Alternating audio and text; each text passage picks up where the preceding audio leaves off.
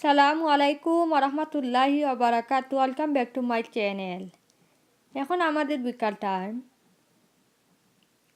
আর যেহেতু এখন বিকাল টাইম, তাই একটু বেগুন ভাজা করে নেব, যাতে বিকালের নাস্তাটা সেরে নিতে পারি। এনিওয়ে, এখানে দেখুন দুইটা বেগুন নিয়েছি। এগুলিকে আমি প্রথমে কেটে নেব।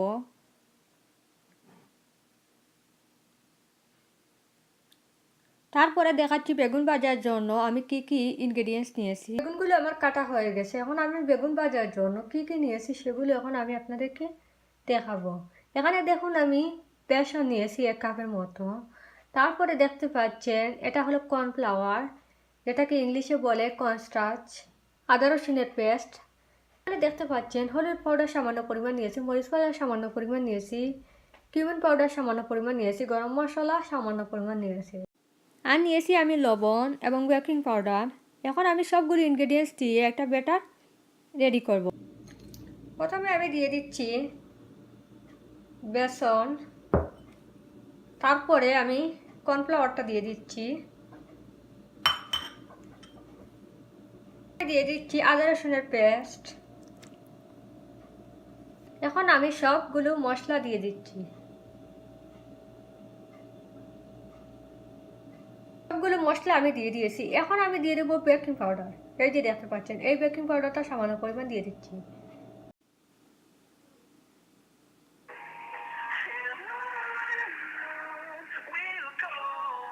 এখন আমি পরিমাণ মতো লবণ দিয়ে দেব।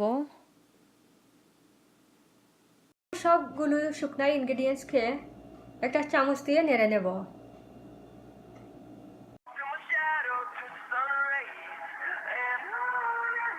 ব্যাটারটা রেডি হয়ে গেছে। এখন আমি নাড়াটা বন্ধ করে দেব। বেগুন ভাজার জন্য এখানে দেখুন একটা ফ্রাই প্যান আমি গরম হতে দিয়েছি। এই ফ্রাই প্যানটা গরম হওয়া পর্যন্ত অপেক্ষা করব। ফ্রাই প্যানটা আমার অলরেডি গরম হয়ে গেছে। এখন আমি তেলটা দিয়ে দেব। এখানে দেখুন আমি পরিমাণ মতো তেল দিয়ে দিয়েছি। বেগুন ভাজতে হলে সাধারণত একটু তেল বেশিই লাগে, সেজন্য আমি একটু তেল বেশিই দিয়েছি। এখন আমি তেলটা গরম হওয়া পর্যন্ত অপেক্ষা করব। তেলটা আমার গরম হয়ে গেছে। এখন একটা বেগুন দিয়ে দিলাম, তারপরে আরেকটা দিয়ে দিলাম। এখন একটা কথা বলি, সেটা হলো আমরা দেখা যায় অনেক সময় বিনা কারণে মানুষকে কষ্ট দিয়ে থাকি, সেটা বুঝে হোক বা না বুঝে হোক। এমনটা যেন আমরা কখনো না করি। কারণ কি, আমরা যদি মানুষকে বিনা কারণে কষ্ট দিয়ে থাকি, তাহলে তার জন্য কিন্তু আমাদের গুনাহ হবে। আমরা কেউ নিশ্চয় সেই গুনাহের ভাগীদার হতে চাই না। যাই হোক, কথা বলতে বলতে আমার বেগুন ভাজাও হয়ে যাচ্ছে। আমি একে একে সবগুলো বেগুন ভেজে নিচ্ছি।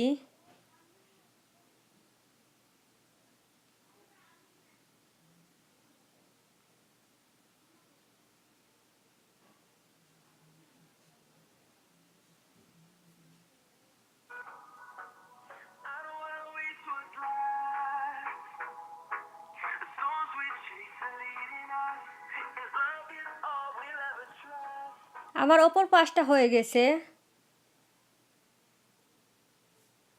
এখন আমি উল্টিয়ে দিচ্ছি।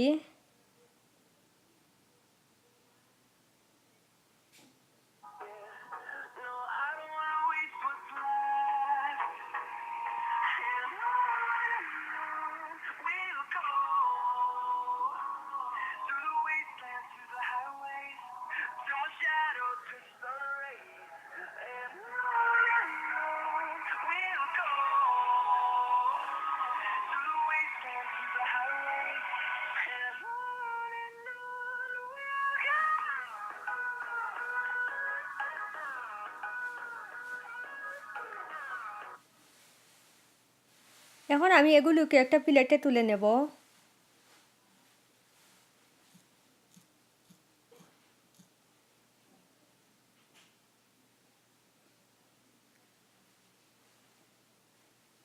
এখন আমার সবগুলো বেগুন ভাজা হয়ে গেছে। বেগুন ভাজা যে শুধু রমজানে খাওয়া হয় তা কিন্তু না। রমজান ছাড়াও আমরা কিন্তু বিকালে চায়ের সাথে বেগুন ভাজা খেতে পারি। যাই হোক, এই তো আমার বিকালের নাস্তা তৈরি হয়ে গেল। আর এখানে যে হালিমটা দেখতে পাচ্ছেন, এটা গতকাল আমাদের এক রিলেটিভসের বাসা থেকে এসেছে। এখন আমি হালিম, বেগুন আর চা দিয়ে নাস্তাটা করে নেব। বিকালে আমি কি দিয়ে নাস্তা করব সেটা এখন আমি আপনাদের সাথে শেয়ার করলাম। আশা করি আপনাদের ভালো লেগেছে। যদি ভালো লেগে থাকে তাহলে প্লিজ আমার চ্যানেলটাকে সাবস্ক্রাইব করে নেবেন আর পাশে থাকা বেল আইকন অপশনটা অন করে দেবেন।